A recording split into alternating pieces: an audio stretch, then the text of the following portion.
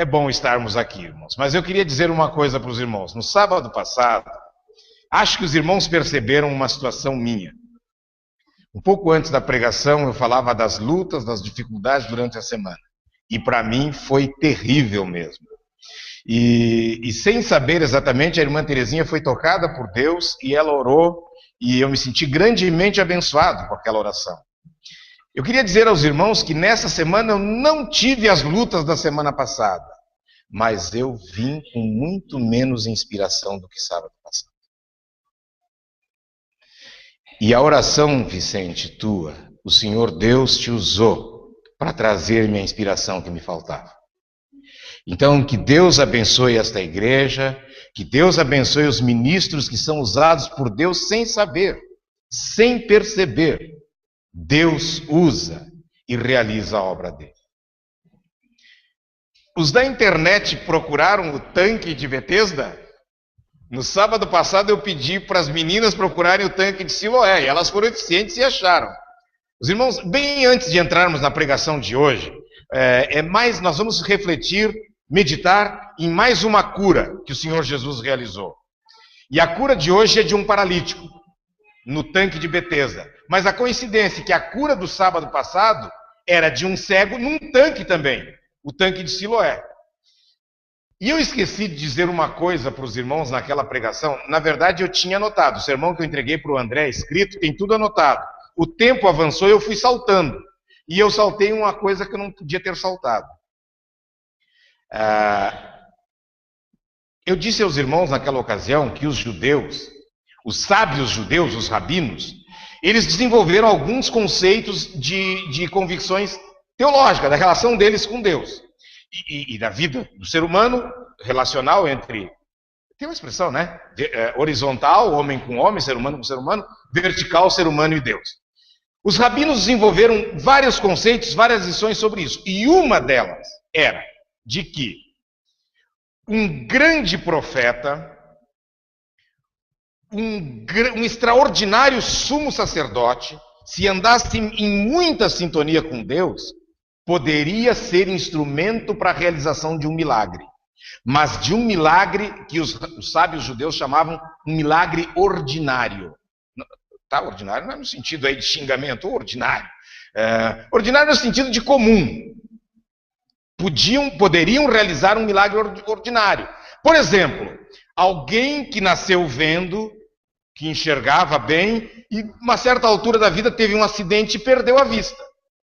Então, na concepção rabínica, um sumo sacerdote, um grande profeta, poderia ser usado por Deus para trazer cura para aquela pessoa. Agora, milagre ordinário. Mas eles classificaram então os milagres em ordinário e em extraordinário. Para milagres extraordinários, só o Messias poderia operar. E todos os judeus indo do Messias. Eles não reconheceram Jesus como Messias.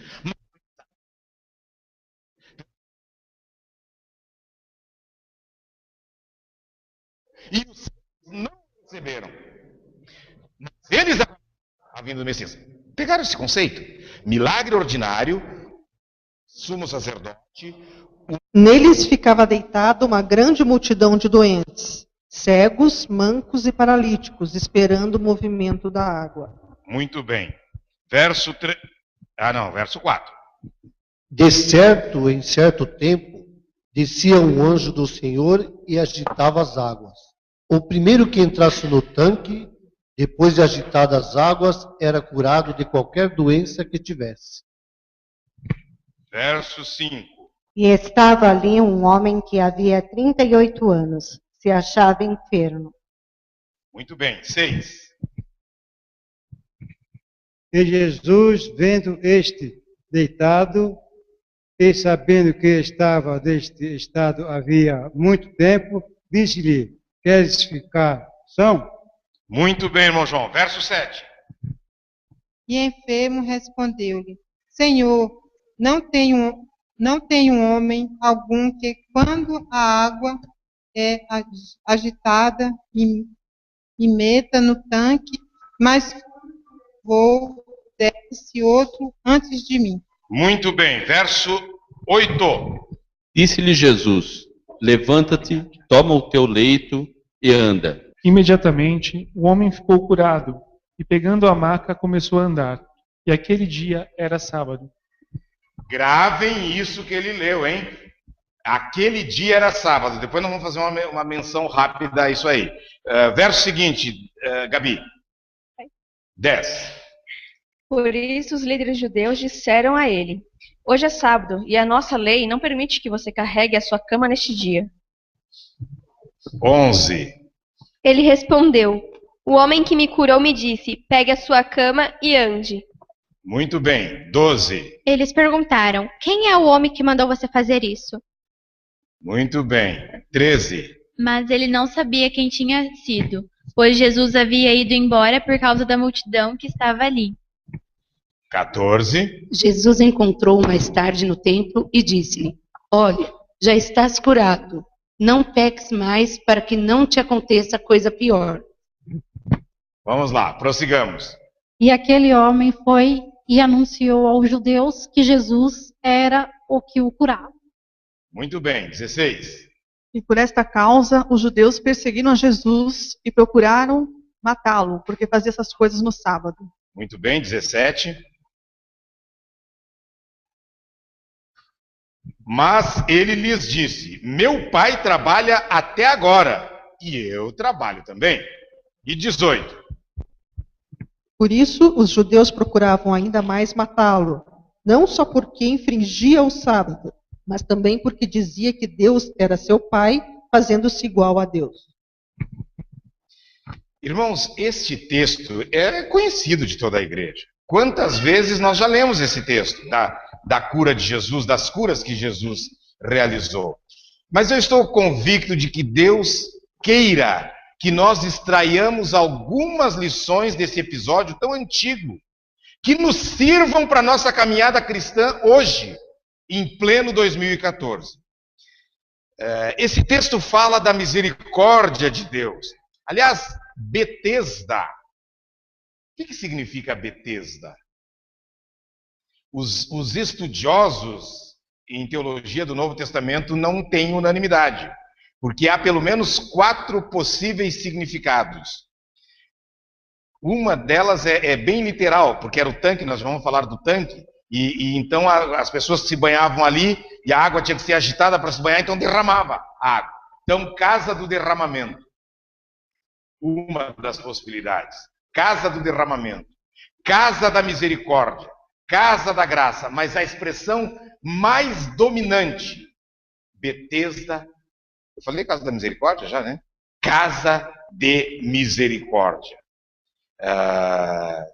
A Vulgata Latina traduziu a palavra hebraica, Bet. Carioca pronunciaria bem, né? Bet-esda. Porque nós não conseguimos dizer esda, nós vamos dizer esda. Mas a pronúncia hebraica é Bet-esda. E em grego ficou Betsada. E a Vulgata Latina de São Jerônimo traduziu como Betsaida. Pode ser. Havia um subúrbio de Jerusalém com esse nome, Betsaida. Pode ser. Mas vamos analisar um pouquinho o texto. Quem começou a ler o texto? Fui eu que comecei lendo? Fui eu que comecei a ler. Mas todos que estão com a Bíblia aberta em João 5, como é que começa João 5? Na minha tradução é passadas estas coisas. Dos irmãos, como é que está? Tem alguém que está depois disso? Ali, ó, todo mundo errou. Tem alguém diferente? Passadas essas coisas, depois disso, como é que está a tua, João? Algum tempo depois. O sentido é todo o mesmo, ó. Depois disso, algum tempo depois, passadas estas coisas. A pergunta é, algum tempo depois do quê? Depois disso, o quê? Passadas estas coisas, que coisas? Que começa o verso 1 do capítulo 5. Se nós voltássemos ao capítulo 4, nós vamos encontrar Jesus realizando o milagre com a mulher samaritana, junto ao poço de Jacó. E no mesmo capítulo 4 está a narrativa do milagre da cura do filho do oficial do rei. Capítulo 4. Se voltar para o capítulo 3, nós vamos encontrar o milagre da conversão de Nicodemos. É o encontro de Jesus com Nicodemos, de Nicodemos com Jesus. E se voltar para o capítulo 2, olha só, eu estou voltando. Nós começamos o capítulo 5. Depois disto, depois dessas coisas, perguntei, depois disto o quê? Capítulo 4. O encontro de Jesus com a mulher samaritana, a cura do filho do oficial do rei. Capítulo 3, o encontro de Jesus com Nicodemos, a conversão de Nicodemos. E capítulo 2, o primeiro milagre de Jesus registrado na Bíblia. A multiplicação, a transformação da água em vinho no casamento em Caná da Galileia. Então, depois dessas coisas, são essas coisas aí, na narrativa do Evangelho de João. Mas, irmãos, essa cura se deu aonde? No tanque de Betesda. Os irmãos se lembram que no sábado passado, quando nós falávamos do tanque de Siloé, eu pedi para as adolescentes, a Gabi conseguiu colocar na tela o tanque de Siloé, e eu apresentei as medidas, porque normalmente a gente lê tanque, e a gente pensa numa igreja que tem um tanque batismal. Nem estou pensando na nossa, aquele tanquinho daquele tamanho, que molha mais quem está fora do que quem está dentro. Sabe de qual que eu estou falando, né? Tá bom. Felizmente, nos últimos anos, a nossa igreja realiza batismo numa piscina. Muita água. E se o Senhor permitir, neste ano, antes do final do ano, adolescentes, teremos mais batismo na piscina num bom lugar. Que Deus seja engrandecido com isso. Mas vamos lá. Mas a gente, quando fala no tanque, pensa num tanque daqueles, tanque batismal, assim, que caiba num estrado, num púlpito de uma igreja, numa plataforma. E eu apresentei as dimensões do tanque de Siloé. Lembra que eu falei? 25 metros de comprimento por 5 de largura por 5 de profundidade. Nós ficamos impressionados, é um tanque grande, não é? 25 de comprimento, 5 de largura. Qual é a largura dessa igreja? Os homens aí da construção, eu não entendo nada. Mais ou menos. Quê? 6, 7? Uns 10 metros? Não sei. Então pensem, o Siloé era então um tanque, era como se fosse um canal. 25 de comprimento não era tão largo. E era 5 de profundidade. Querem saber as dimensões do tanque de Betesda? É bem maior. 100 metros de comprimento. 100 metros de comprimento. 60 metros de largura. 10 metros de profundidade. O de Betesda. E o texto sagrado fala de 5 pórticos, 5 pavilhões. E os arqueólogos e pesquisadores falam de 5 tanques mesmo. Mas um era maior que os outros. E nesse lugar, irmãos, quem acorria para o tanque de Betesda? Vocês conseguiram achar? Não. Acharam? Acharam o tanque de Betesda? Se achar, põe na tela, só para a gente ter uma ideia. Mas enquanto ela vai procurando, nós vamos pensar. Já falei o que quer dizer Betesda. Mas eu gostaria de convidar os irmãos a pensar naquele ambiente, naquele lugar de... eu esqueci de dizer uma coisa. O tanque de Betesda foi descoberto por um grupo de padres arqueólogos, chamados padres brancos. Eles andavam sempre vestidos de branco. E esse tanque de Betesda está embaixo da Basílica de Santa Ana, em Jerusalém. Tá? Então, a Basílica de Santa Ana foi erigida em cima de onde embaixo as escavações demonstraram era o tanque de Betesda. Então, são tudo figuras dos tempos de Jesus que os arqueólogos modernos identificaram. É aqui, era ali, está assim. Tanto que, se achar na internet, vou mostrar a fotografia desse lugar todo lá.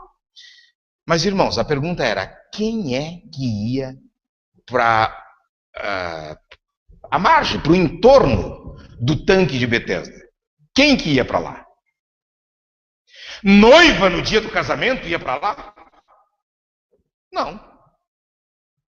Alguém querendo festejar o seu aniversário, uma grande churrascada, ia para lá? Não, claro que não. Volta a pergunta: quem ia para o tanque de Betesda? Era frequentado por quem aquele ambiente?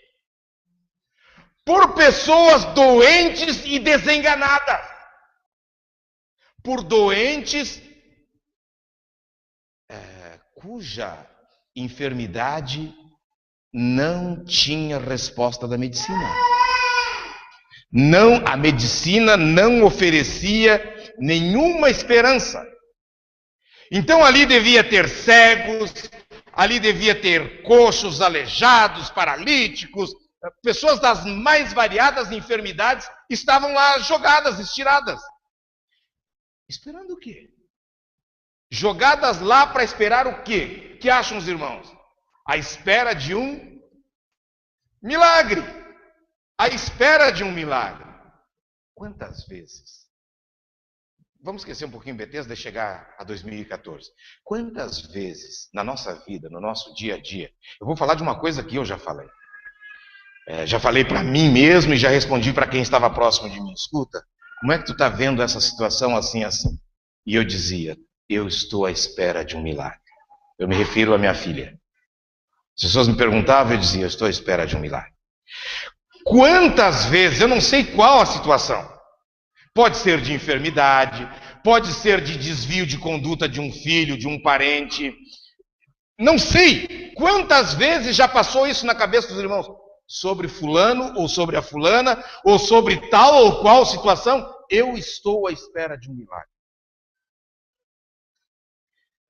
Eu estou falando isso, irmãos, porque, repito, as pessoas que iam, estavam lá, estendidas à volta do tanque de Betesda, estavam à espera de um milagre. Claro, muitas pessoas estavam ali. É possível admitir que havia multidão de enfermos ali. E aí vem um ponto. Jesus vê multidões ou Jesus vê indivíduos? Claro que Jesus vê multidão, mas muito mais preocupado com a multidão está Jesus com cada um de nós. E Jesus vê a situação de cada um de nós. Muitos estavam ali à beira do tanque, mas Jesus viu um. É evidente que Jesus viu a todos, mas Jesus se dirigiu a um. Esse é o ponto que eu gostaria que nós pensássemos nesta noite, irmãos. E quem foi que Jesus viu? Um homem fragilizado pela dor. Eu olhei vários desenhos sobre Betesda. Olhei fotografias e olhei desenhos. Alguns artistas inspirados pintaram Betesda. Pintaram a cena da cura do paralítico. E um dos desenhos que eu vi, procurem depois em casa na internet. Está aquele tanque, muitas pessoas em volta, e está um coitado, estropiado, maltrapilho, com as muletas assim. É um quadro que eu já vi de bêbado, triste isso. Um bêbado caído na sarjeta. Bêbado, aleijado, tragédia total. Com as duas muletas no chão, e assim, naquele estado. E quando eu vi essa pintura, esse desenho, eu fiquei imaginando a cena com a qual Jesus se deparou. O texto sagrado, Jesus não foi direto para o tanque de Betesda. Jesus saiu para uma festa dos judeus. Eu não sei que festa que era. Os especialistas em Novo Testamento, eu vi algumas sugestões de que Jesus estava indo para Rosh Hashanah, é a festa do Ano Novo judaico. Então, num lado, um grupo de pessoas bem abastadas, cheia de dinheiro, cheia de alegria, cheia de saúde, festejava o Ano Novo. A música não diz saúde para dar e vender, muito dinheiro, saúde para dar e vender. Então, algumas pessoas festejavam daquele jeito. E no outro lado vê Jesus o tanque de Betesda. E as pessoas que estavam ali, evidentemente que não festejavam nada. E não tinham motivo para ter alegria de nada, muito pelo contrário. Era muita dor e muito sofrimento. Eram muitos enfermos que lá se encontravam. Jesus fez uma pergunta quando Jesus... Eu imagino aquele homem no chão, Porque não dava para ficar por muito tempo de muleta em pé esperando. Não dá para ficar muito tempo em pé, são. Agora imagina de muletas, apoiando aqui nas axilas, sustentando. Então imagina aquele homem no chão, e para Jesus falar com ele, Jesus deve ter se abaixado para o homem. E se dirige ao homem e faz uma pergunta bem simples. O que tu quer? Eu quero ser curado. Mas eu não consigo. Por quê? Toda vez que a água é revolvida, a água mexe. Então, eles aprenderam que quando a água mexia, que um anjo vinha e mexia. Eu já vou falar sobre isso, tá? Eu acho que comporta uma explicação rápida. Que o anjo vinha e mexia na água, a água ficava borbulhando. Quem entrasse primeiro ficava curado, mas era só um de cada vez. E eu não sei de quanto em quanto tempo essa água borbulhava. Eu sei o tempo que esse homem está esperando aqui. A Bíblia diz que ele era paralítico havia 38 anos, irmãos. Meninas, mais que o dobro da idade de vocês. 38 anos à espera de um milagre. Isso te diz alguma coisa? Isso me diz alguma coisa? A pergunta que eu estou fazendo, e eu vou lançar para os irmãos, é: por quanto tempo a gente espera um milagre? Qual é o tempo de espera de um milagre? A Bíblia não diz. É a vontade de Deus e a persistência de cada um de nós. Esse homem estava há 38 anos esperando esse milagre. Ele disse que ele queria ser curado, mas ele não podia. E os irmãos se lembram então o que Jesus disse para ele? Todos estão com a Bíblia aberta em João capítulo 5. O que é? Logo que ele fez a queixa, a reclamação de que ele não conseguia, o Senhor, verso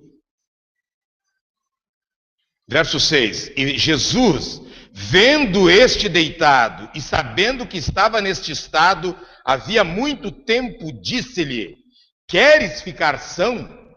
O enfermo respondeu-lhe: Senhor, eu não tenho homem algum que quando a água é agitada me ponha no tanque. Mas enquanto eu vou, desce outro antes de mim. Dá para imaginar a cena? Esse homem, para ir no tanque, ele tinha que ir se arrastando. Para esperar tanto tempo, não dava para ir em pé, e de muleta, devagar, ele iria se arrastando. Até quando ele chegava bem perto, o outro já tinha chegado. Ou já tinha chegado porque não tinha dificuldade para andar, o problema, a enfermidade dele era outra, ou porque ele tinha alguém por si, ou um familiar ou um amigo que o levasse para lá. O fato é que ele não tinha ninguém por ele. Então ele não conseguia chegar. Não conseguia chegar em tempo para isso, para essa finalidade. Vocês já pensaram nas frustrações desse homem? Por 38 anos tentando e levando um não na cara. Sempre um não. Algumas vezes, possivelmente, ele estivesse muito próximo da cura. E por um triz, não. Eu acho que de alguma forma nós já experimentamos isso. Quase conseguindo alguma coisa, por detalhe a gente perdeu. Há um lugar que eu passo, cada vez que eu vou ao Rio Grande do Sul, os meus filhos já sabem, e antes que eu fale, eles falam antes que eu, e a Línia também fala. Quando a gente sai de Florianópolis, está indo para o Rio Grande do Sul pela BR-101, e vai chegando numa cidade chamada Tubarão. Antes de Tubarão, tem uma cidadezinha pequenininha, que tem a maior usina termoelétrica do sul do Brasil. A usina termoelétrica Lacerda? Jorge Lacerda. E eu fazia um concurso para juiz em Santa Catarina, e eu fiquei por um ponto. E a questão que eu errei foi exatamente essa. Onde fica a usina termoelétrica Jorge Lacerda? O Tribunal de Justiça de Santa Catarina, para excluir candidatos de fora de Santa Catarina, paulistas, gaúchos, paranaenses, 10 questões não eram de direito, era de história, geografia e política de Santa Catarina. E podia tirar 10 em direito. Se não tivesse tirado 6 em conhecimento de Santa Catarina, estava fora. Era essa a regra. E aí, eu sabia, eu passava por lá sempre. Era em Tubarão. Só que aquele lugarzinho, Capivari de Baixo, se emancipou. Agora não é mais Tubarão, agora é uma cidade. E eu marquei Tubarão. E era Capivari de Baixo. Bom, mas eu estou contando isso para dizer que fiquei por um pontinho. Quantas coisas que a gente acha que vai alcançar e por um detalhe a gente perde. E aí? E a paciência? E a perseverança? 38 anos, irmãos, esse homem tentando e não conseguia. O Senhor, nesta noite, quer trazer-nos lições também sobre persistência e sobre perseverança. Se há uma coisa que eu acredito sensibiliza o coração de Deus, me desculpem esse antropomorfismo agora, coração de Deus, mas se há alguma coisa que mexe com Deus, é enxergar a confiança e a persistência dos seus filhos nas promessas dele. Mesmo quando tudo pareça contrário, o Senhor espera que nós persistamos confiando. Vamos ver um pouquinho como é que é o tanque de vetê. Tem o quê? Ah, a pintura. Olha, ela conseguiu a pintura da que foi essa que eu falei mesmo. Não, mas essa aqui Jesus já está pegando ele, já está ajudando ele. Uma outra que eu vi, parecia um bêbado. Vamos facilitar isso? Parecia um bêbado estendido, com as muletas estendidas, mas ele não podia. Olha aqui, alguém foi mais rápido e entrou primeiro nas águas. Mas já deu uma ideia. Obrigado, Gabi. Eles são rápidos, viram? Eficientes. Mas vamos lá. Eu queria falar de umas características desse homem cego, irmãos. Esse homem paralítico, perdão. Algumas características dele. Ele era um homem... Provavelmente ele não tivesse amigos. Eu não sei se ele tinha família. Mas se ele tinha família, é fácil pensar numa coisa. Que família que fica 38 anos lá de plantão junto com ele, tentando ajudar? Quem tem essa paciência? Irmãos de sangue, desistem antes.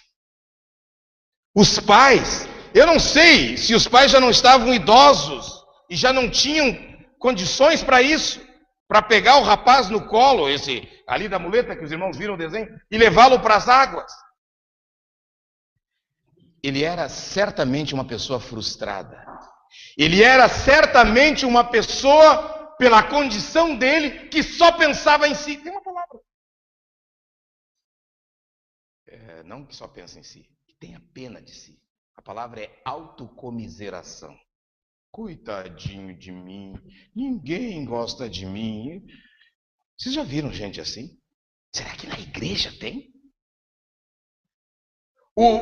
Esse homem era assim. Tudo indica que ele era assim, porque ele só se enxergava assim, ele não enxergava quem estava com ele. Mas como é que está afirmando isso?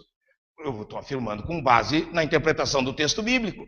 Porque quando Jesus o tocou, ele disse, eu quero ficar bom, mas eu não consigo chegar na água. Jesus disse, então toma o teu leito e vai e anda. E ele se levantou e foi. O que seria o normal? Não seria normal ele perguntar, mas peraí, foi tu que mandou, tu que deu essa ordem, e eu obedeci, essa ordem teve poder, essa palavra teve poder. Como é que é teu nome? Ele não fez isso, ele foi embora. Quando perguntaram para ele quem curou, eu não sei.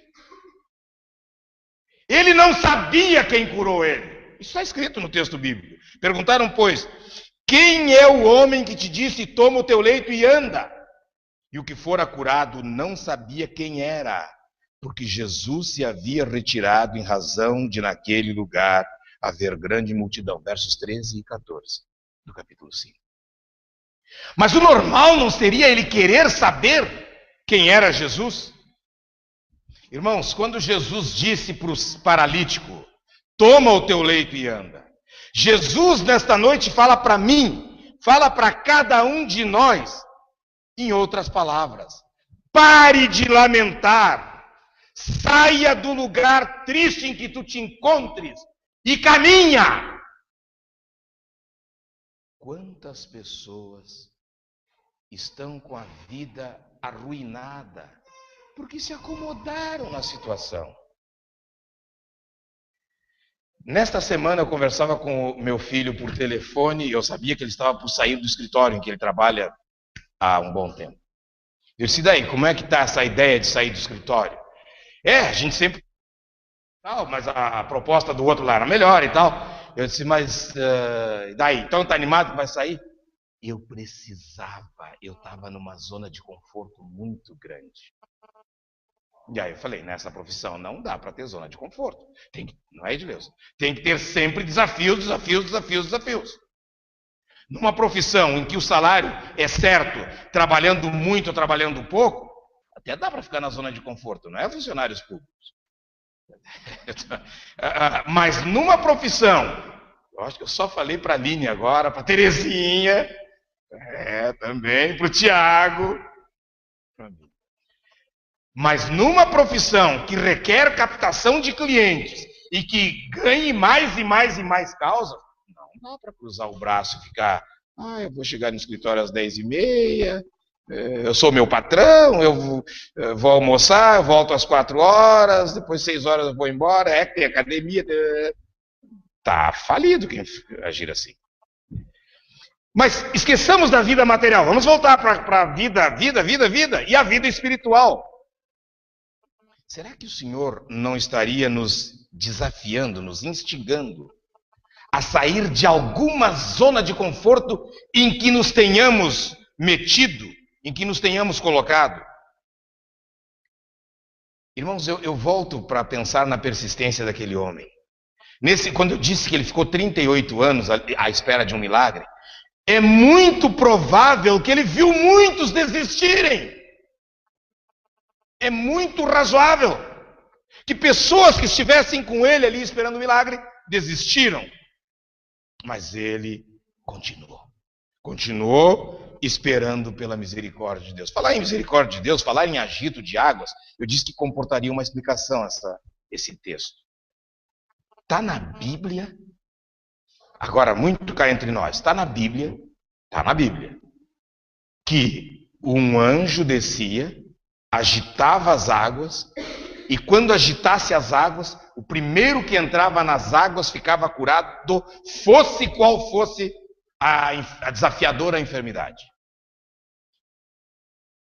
A pergunta é: descia um anjo para agitar as águas mesmo? Então vamos lá, irmãos. Antes de mais nada, eu sei que eu vou decepcionar os irmãos num primeiro momento, mas logo em seguida vai sair fora a decepção. Antes de mais nada, esse verso 4 de João 5, na Bíblia dos irmãos não tem um colchete ou então um parênteses? Sabem por quê?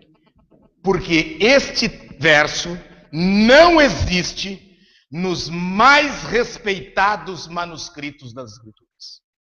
Manuscritos, os textos que foram escritos à mão. Repito, o verso 4 do capítulo 5 de João não existe nos melhores manuscritos das Escrituras. Os irmãos vão me dizer assim: então a Bíblia não é digna de confiança? Se aqui passou como Bíblia, chegou para mim um texto que não existe no texto original? E eu já lhes respondo: a Bíblia é totalmente confiável. A Bíblia é totalmente digna de confiança. Eu, apesar de acreditar nessa informação que acabei de passar para os irmãos, de que não exista nos melhores manuscritos, eu continuo crendo que ela é a infalível palavra de Deus. E vou dizer para os irmãos por quê. Porque o verso 7, e o verso 7 está em todos os manuscritos, nos piores e nos melhores. Olhem como é que está o verso 7. O enfermo respondeu-lhe: Senhor, não tenho homem algum que quando a água é agitada me ponha no tanque. O verso 7 é original, ele é verdadeiro.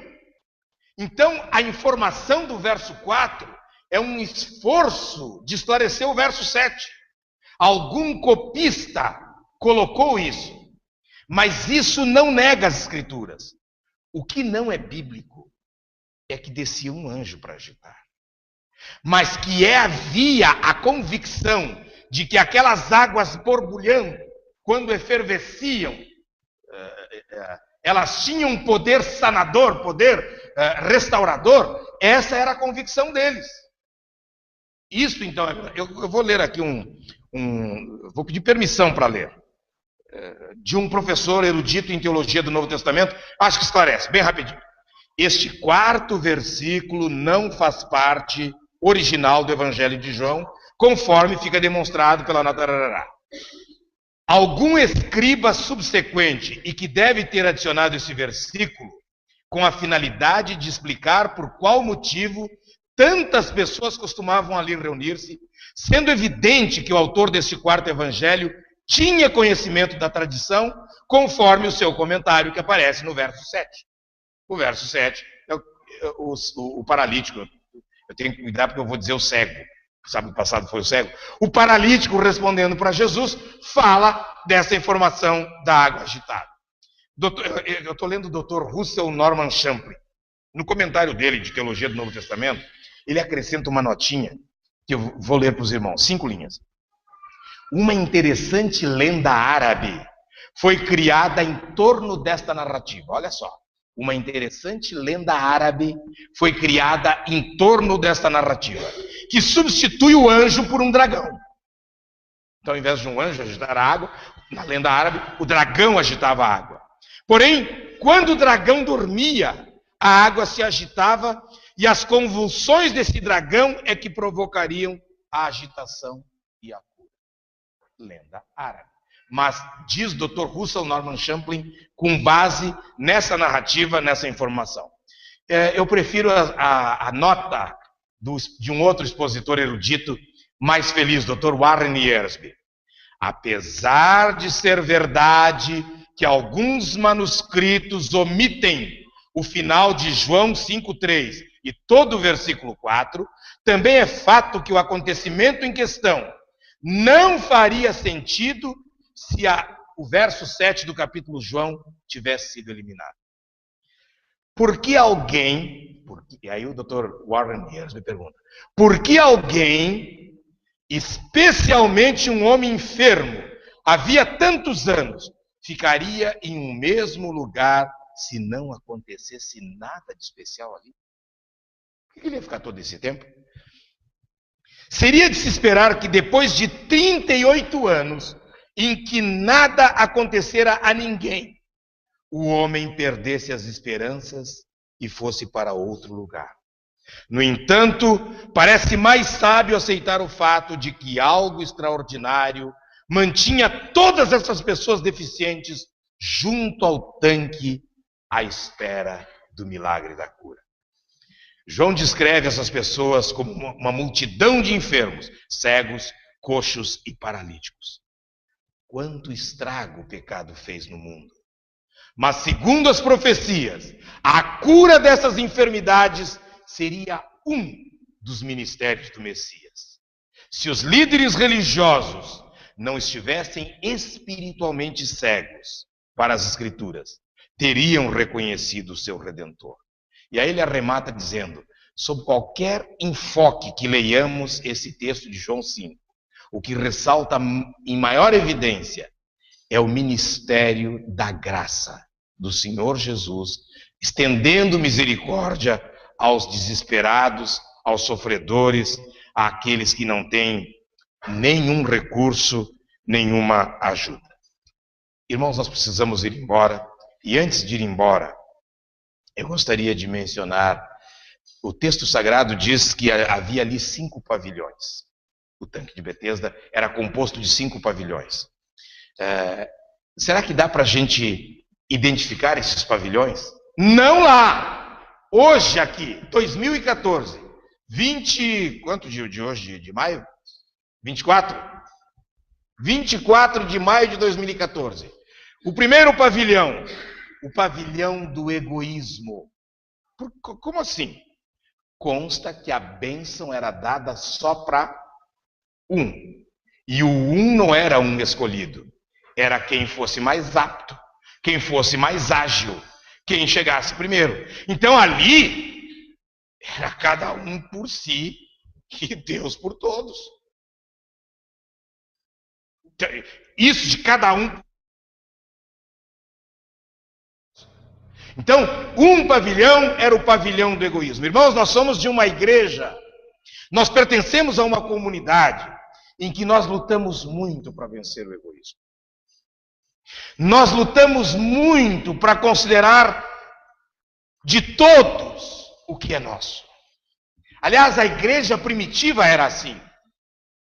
Ninguém tinha como sendo seu o que era seu, senão para todo mundo. Então, o primeiro pavilhão, diríamos que é o pavilhão do egoísmo. Dá para tirar lições práticas daí? Dá. Mas eu me lembro, na faculdade de teologia, quando nós aprendíamos aí aos candidatos ao ministério, que a palavra pastor, etimologicamente, é aquele que dá o pão, que apacere, que apacenta, que dá o pasto, que dá o pão. O sentido etimológico da palavra pastor é essa. E o pastor, ele nunca é o primeiro, ele tem que sempre ser o último. O navio está afundando, ele não é o primeiro a saltar como lá na Itália. Ele é o último, os outros têm que se salvar. Mas eu já fui em congressos em que o pastor dava um jeitinho de ser o primeiro na fila do almoço, quando não furava a fila, como o meu presidente ali. Não é o meu presidente da igreja, é o presidente do tribunal que eu estou falando. Então, os irmãos percebem as lições que a gente tem que tirar. Pavilhão do egoísmo. Eram 5 pavilhões. O pavilhão 2 é o pavilhão do favoritismo. O paralítico falou que ele queria ser curado, mas ele não tinha ninguém para levá-lo. Então, quem tivesse alguém para levá-lo, esse era favorecido. Tá? Então, era o pavilhão do favoritismo. Isso acontece na igreja? Não pode. O terceiro pavilhão, o pavilhão do comodismo. Vocês viram ali na pintura que a Gabi achou, aquele afresco ali? Não tinha só um homem com a muleta estendida. Tinha o paralítico com a muleta, Jesus conversando com ele, mas havia muitas pessoas na volta. Então, esse homem estava ali há 38 anos. Será que ele não estava acomodado? Quantos anos nós conhecemos a palavra de Deus? Há quantos anos nós lemos a Bíblia? E há quantos anos nós nos acomodamos? O André abriu esse culto lembrando o texto de Josué, o desafio de Deus a Josué ao povo. Não temas, não te espante, vá em frente, como eu fui com Moisés, eu serei contigo. E aí, irmãos, nós cremos nisso? Nós queremos continuar esse ministério com base nessa promessa? O quarto pavilhão é o pavilhão da frustração. E não preciso dizer, é óbvio. Enquanto eu estou tentando entrar, um outro chega primeiro que eu e já entrou. Então, frustração. Eu falei há pouco, contei a minha experiência no concurso sobre frustração. Há frustração de orações não respondidas, irmãos? Domingo, eu soube que no sábado passado, a Vilma foi visitar a irmã Nasa. E a informação que eu tive é que a Vilma achou que a irmã Nasa não estava muito bem. Foi essa informação que me foi passada. No domingo nós tínhamos reunião administrativa na casa do André e da Patrícia. À tarde seria a nossa reunião e foi administrativa. Eu dei um jeito de antes ir visitar a irmã Nasa, lá no Hospital Pérola Baiton. E eu gostaria de compartilhar isso com os irmãos. Quando eu cheguei lá,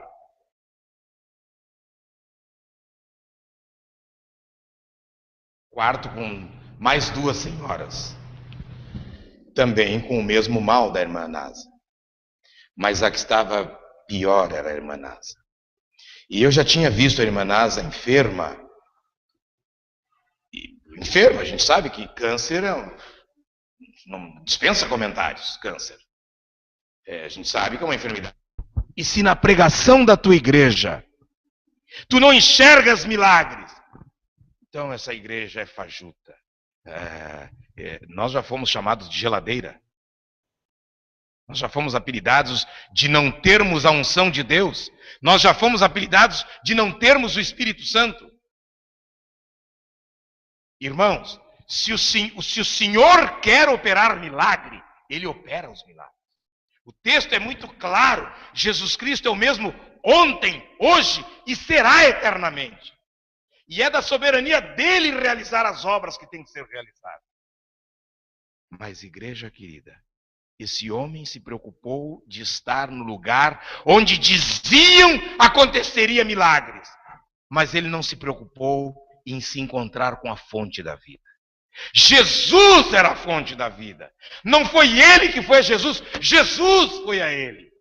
Jesus ouviu e Jesus deu vida, deu saúde, deu restauração para aquele homem. Sabe por que eu falei isso? Porque eu venho de uma formação cristã que se preocupou por muitos anos em formalismos. Não pode comer isso, não pode comer aquilo, não pode beber isso, não pode beber aquilo. Sábado é intocável, não pode no sábado isso. Eu fui educado religiosamente falando em observar os ritos da instituição a que eu pertenci. E poucos se preocuparam em me levar a conhecer Jesus, que é a fonte de tudo. Pastor Alejandro Bulhão tem um livrinho que eu acho magnífico. Conhecer Jesus é tudo. Se eu tiver Jesus, eu tenho tudo. Como tem tudo? A NASA tem Jesus e está faltando saúde. O Senhor é o meu pastor e eu não sinto falta de nada. Pode faltar saúde, mas a presença de Jesus supre essa deficiência. Isso é o que faz a diferença. Irmãos, se Jesus passasse hoje aqui, agora, que cura Jesus precisaria realizar na tua vida? Que aspecto da tua vida Jesus precisaria mexer? Vocês sabem que ao curar este cego, Jesus mexeu também num aspecto, não foi só no aspecto físico, a paralisia física. Jesus mexeu no aspecto espiritual, porque ele, Jesus e o próprio curado foram criticados, porque transgrediram o sábado. Porque carregou carga no sábado. A cama era uma maca, era um catre. Ele tinha que levar nas costas. Não era uma cama, mas era uma carga que ele estaria levando. No sábado passado, eu mencionei que os judeus, além dos 10 mandamentos, eles criaram 613 regras sobre se relacionar com Deus em obediência. E muitas dessas regras eram sobre o sábado. No sábado passado eu mencionei sobre por que não podia cuspir. Porque na concepção rabínica, cuspir no chão fazia lodo. Fazendo lodo, está fazendo argamassa, faz barro para fazer panela, para fazer vaso de cerâmica. Então era pecado, transgredir. Mas eu preciso cuspir. Então acha uma pedra para cuspir na pedra. Que absurdo! Mas está escrito isso no livro deles. Não podia carregar carga no sábado. Então imagine, o gripado tem um lenço. Não pode carregar o lenço no bolso sábado, é carregar carga. Mas daí eles criavam as contra-regras. Mas se pegar um alfinete e prender na roupa, aí faz parte da roupa, então pode, daí não transgride o sábado. Viram que absurdo! Que legalismo diabólico, doentio. Mas eu pergunto, irmãos, Jesus não precisa realizar milagres para que eu enxergue que aspecto da minha vida espiritual Ao invés de ser relacionamento com ele, é um relacionamento legalista. Eu com a minha instituição religiosa. Não tem nenhum fundamento que me leve a me relacionar com ele. Mas a minha igreja diz que é assim, então eu tenho que fazer assim. Por último, o que as pessoas que olhavam aquele paralítico viram nele? Um homem pobre, um homem que não tinha ninguém para dar banho nele, não tinha ninguém para levar ele para dentro da água, imagina dar banho. Se não toma banho, cheira mal. Se não troca de roupa, a roupa fica suja, cheira mal. Eu estou falando para a gente imaginar o quadro ali ao redor do tanque de Betesda. Como as pessoas viam esse homem? Como um imprestável. Se é que viam. Há muitas pessoas na nossa sociedade que essa sociedade excludente, hipócrita, suja, interesseira, fazem questão de torná-las invisíveis. Quantas? São Paulo é uma cidade tão grande, tanta gente andando nas ruas, tanta gente nas estações de trens e metrôs, quanta gente invisível. Os burgueses, eu não estou fazendo discurso do PT agora ao falar burgueses, mas é no sentido geral da palavra. Magnatas fazem questão de fingir que essas pessoas não existem. Não existem. Eu queria dizer, o Senhor vê. O Senhor se importa. O Senhor atende. Perguntei como as pessoas viam aquele homem. A pergunta melhor seria, o que Deus viu naquele homem? Jesus, um homem sem nome. Me fale o nome desse homem. A Bíblia fala da cura do paralítico de Betesda, não diz o nome. Um homem sem nome, sem história, sem currículo, sem passado e sem futuro. Se alguém de nós não tem um nome tão nobre, se alguém de nós não tem uma história tão nobre, se alguém de nós não tem um currículo tão apresentável, esse homem tinha menos do que tudo que eu acabei de falar. E Jesus ouviu. E Jesus o atendeu. Nesta noite, irmãos, que cada um de nós, por meio do Espírito Santo, possa ouvir Jesus dizendo, levanta, toma a tua cama e anda. Saia da tua prostração. Saia daquilo que te desanima. Saia daquilo que te desestimula. E olha para mim e viva. Porque eu vim para trazer vida. A pergunta de Jesus foi para ele, tu queres ser curado? Jesus pergunta isso para cada um de nós hoje à noite. Tu queres ser curado? Tu queres ser capacitado para uma vida mais pura, mais nobre, mais digna? Todos nós queremos isso. E Jesus pode nos dar isso. Tu queres ser santificado? Tu queres ser forte espiritualmente? Tu queres ser plenamente consagrado a mim? Igreja, Deus nos chamou a todos. E aqueles a quem Deus chama, Deus capacita. Deus habilita.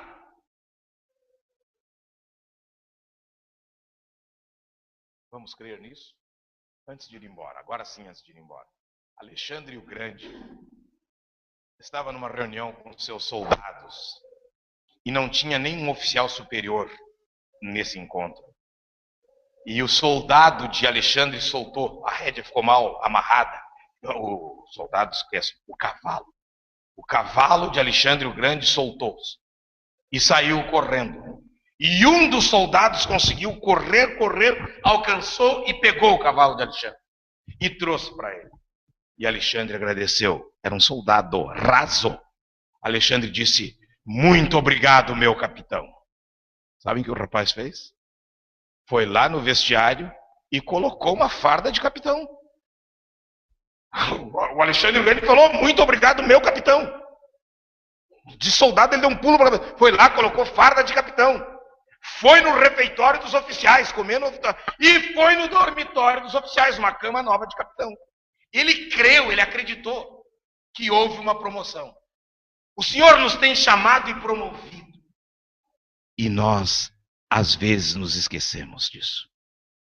Então, que o Espírito Santo, irmãos, nesta noite, nos leve a crer mais no chamado de Deus, a aceitar os desafios de Deus e a viver a vida que Ele quer. Olha, quando eu digo viver a vida que Ele quer, alguém consegue viver vida santa por esforço próprio? É impossível. Não somos nós que vivemos vida santa, é Ele que vive. Vivo não mais eu, mas Cristo vive em mim, disse Paulo.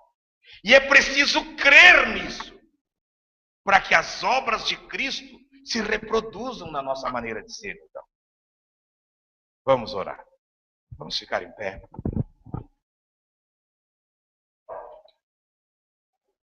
Senhor Jesus, nós nos dirigimos a Ti nesta hora, gratos, Senhor, pela Tua palavra santa. Senhor Jesus, nós Te agradecemos porque Deus habitou entre nós. O texto sagrado fala de Emanuel, Deus conosco. Senhor, essa Tua passada aqui na terra trouxe tanta bênção, trouxe salvação, Senhor, que é a dádiva maior. Agora, Senhor, nós ainda não estamos na glória. E como peregrinos que somos, nós temos lutas e desafios. Nós queremos nesta noite, Senhor Jesus, como aquele paralítico em Betesda dizer, eu quero ficar são. Senhor Jesus, estenda então a Tua mão de misericórdia e a Tua palavra de poder, Senhor, quebrando todas as armadilhas do diabo e nos trazendo a liberdade para a salvação. Em nome de Jesus. Amém, Senhor.